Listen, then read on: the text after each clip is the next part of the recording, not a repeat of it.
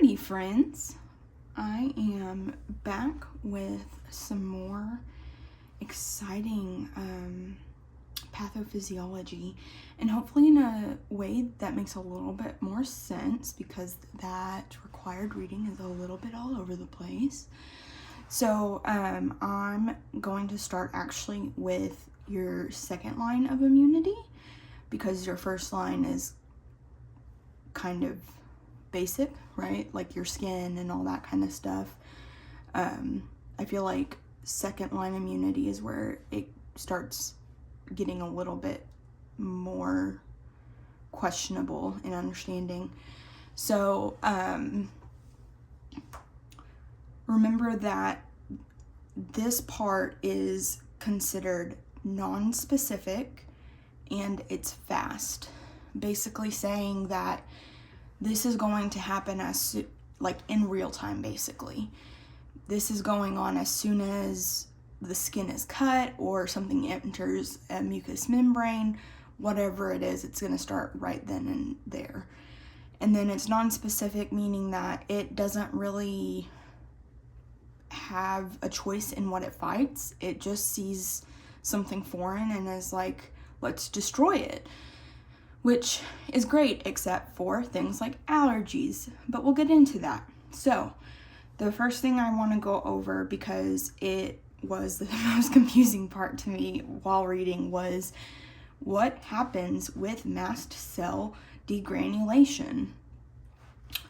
So mast cells are your macrophages, or basically that breaks down to like giant eating cells. They eat dead things and bad things. Your mast cells sit in the tissue, and then once there is a injury, cut, whatever, it obviously is part of that and explodes, right? And what's really important is the word granulation, because all those little granules inside are actually histamine. So the very first thing to get released is histamine. I think we all kind of know about histamine. It makes us itchy. It sucks. It increases capillary permeability, which is also, I hope I spelled that right, but that is super important when it comes to understanding things like anaphylaxis. And why histamine kind of gets the bad rap, or is the one that's focused on, is because it is already stored inside the cell. So there's no need to make it. It is like just a mass release. So histamine is released, and it's basically going to sit in the tissue and then work on the blood vessel of the capillary to make it more permeable or allow for more fluid and other things to come in. Then you go to your lipid mediators, or your arachnoidoic pathway, which that one took me a while to say. Your leukotrienes and your prostaglandins are made from arachnoidoic acid.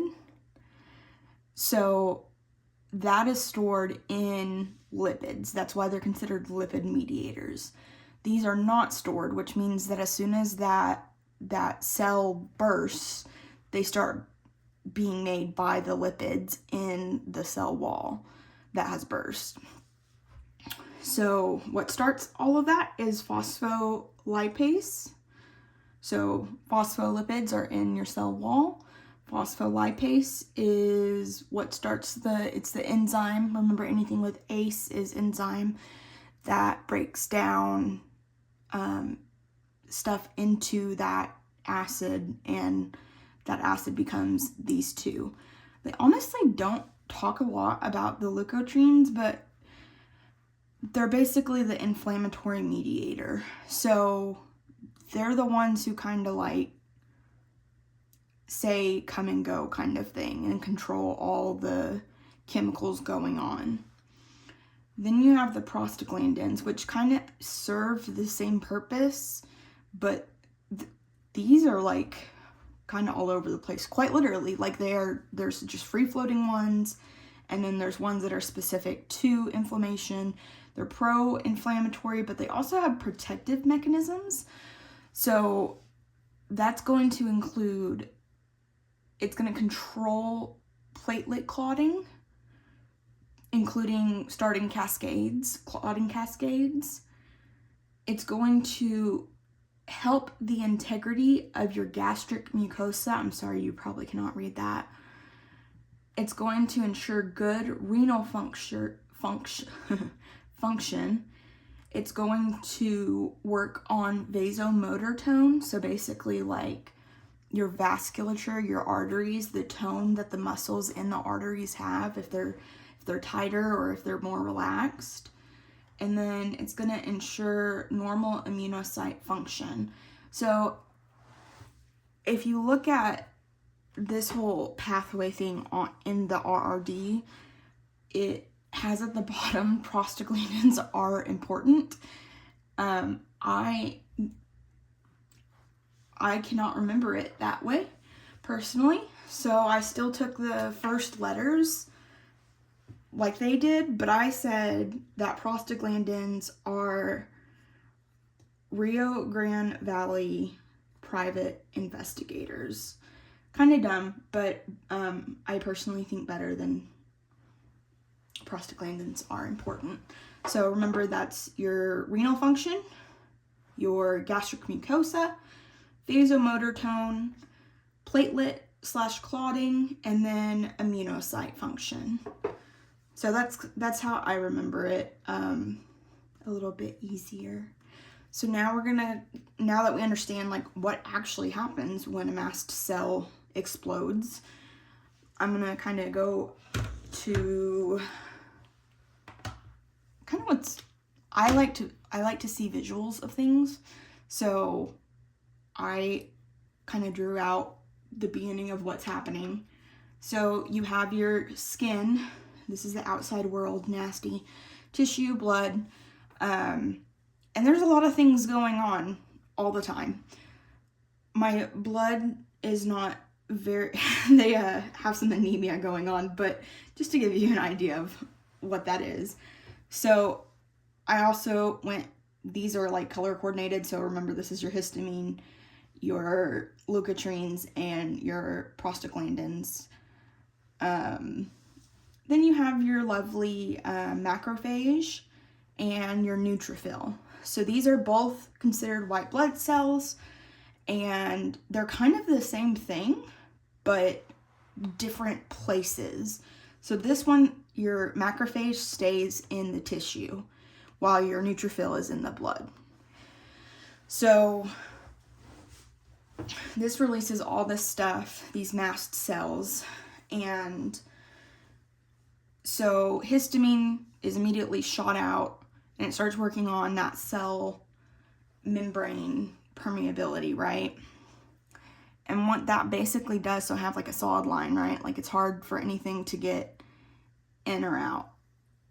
So it takes that and kind of instead makes all the cells, the cell junctions, the things that keep it together, they kind of become wider. So then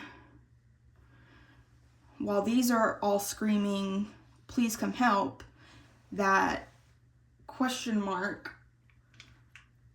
is no longer a question mark. Now they both know they're mad and it's time to go. So your neutrophil is also going to come in to attack everything that's going on. But the neutrophil is also going to do something else, and it's going to release what are called cytokines, which you probably heard a lot during COVID, and I'm actually going to use that as an example later on. So here's your cytokines. I call them screamers because they basically tell they're chemoregulators. They make sure everything that's going on is supposed to be going on and tells everything where to go, what to do. So the neutrophil spits those out, and those go all the way to the liver. And that's definitely obviously the pathway in the body.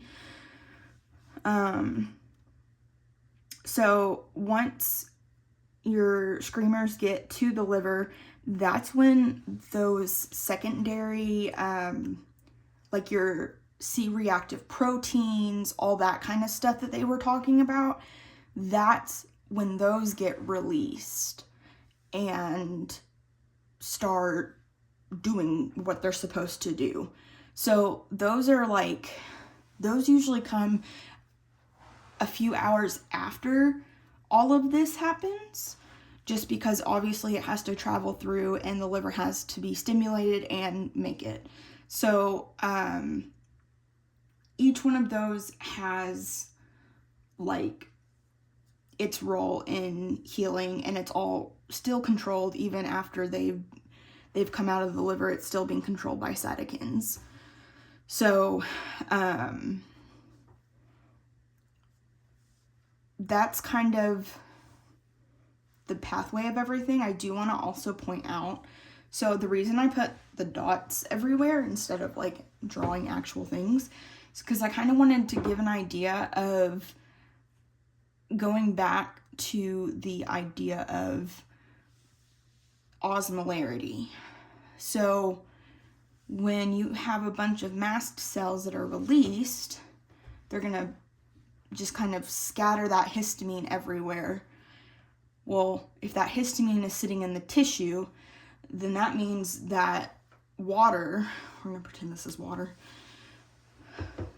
So your water, or I guess plasma is a better term, is going to start going into that tissue, right? Because we have a unequal balance.